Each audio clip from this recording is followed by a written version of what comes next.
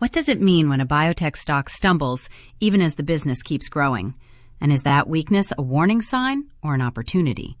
Over 5 years, Alnylam crushed both the XBI and IBB as it evolved into a commercial powerhouse. Yet over the past year, shares have meaningfully lagged both indices, despite continued progress across the business.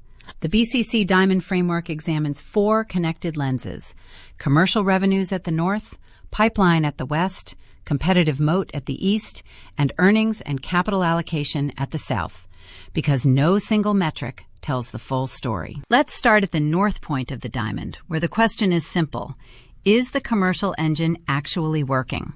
The ATTR franchise is firing on all cylinders. Q1 2026 marked the first time total product revenues topped $9 billion, with roughly $910 million from ATTR alone, while AI-powered diagnosis partnerships and 90+% adherence rates signal a franchise built to last. Management is already thinking past today, planning for the moment around 2031, when tafamidis loses patent exclusivity, because a cheap generic stabilizer paired with premium Amvuttra could unlock combination therapy the same way it transformed oncology and HIV treatment. Before we go deeper into the pipeline and competitive position, it helps to understand the disease itself and why ATTR has quietly grown into one of biotech's most important markets. ATR starts when the transthyretin protein misfolds into amyloid fibrils that accumulate in the heart, causing restrictive cardiomyopathy, and in the peripheral nerves, causing polyneuropathy. And many patients end up dealing with both. Here's the striking part. Roughly 80% of an estimated 200,000 U.S. patients with ATTR-CM remain untreated, meaning the biggest opportunity isn't finding new patients, but recognizing the ones already hiding inside today's heart failure population. Earlier diagnosis is a win on every front.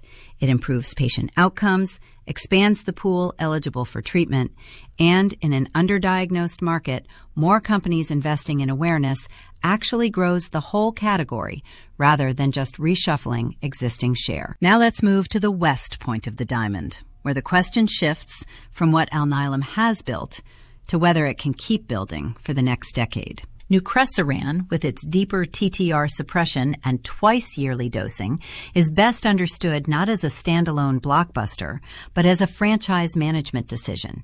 The expanded Triton-CM trial reflects more patients entering the market earlier, which is exactly the kind of challenge a successful franchise wants to have. Beyond ATTR, Alnylam's RNAi platform reaches into hypertension, Huntington's disease, bleeding disorders, and metabolic disease, shifting the strategic story from individual product bets to a continuously renewing innovation engine. Moving to the east point of the diamond, can Alnylam actually defend what it's built as ATTR becomes one of biotech's most hotly contested markets?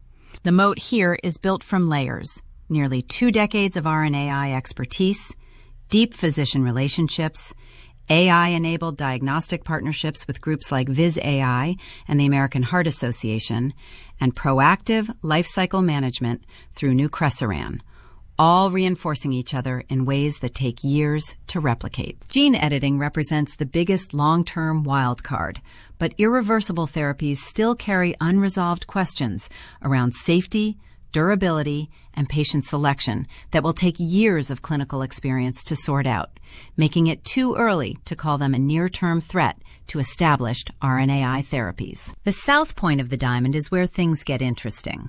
The income statement here isn't just a financial scorecard. It's a window into how management is choosing to allocate capital. Revenue forecasts keep climbing as Amvuttra adoption beats expectations, yet forward earnings estimates have quietly come down as analysts price in higher planned operating expenses, a divergence that looks a lot like the market recognizing a new investment cycle has begun. The same numbers tell 2 very different stories. One investor sees margin pressure, another sees a management team deliberately trading near-term profits for long-term competitive strength. And the diamond framework makes a strong case for the second reading. Pulling the whole diamond together, strong commercial momentum at the north, a coordinated pipeline at the west, and a widening moat at the east all point toward the same conclusion.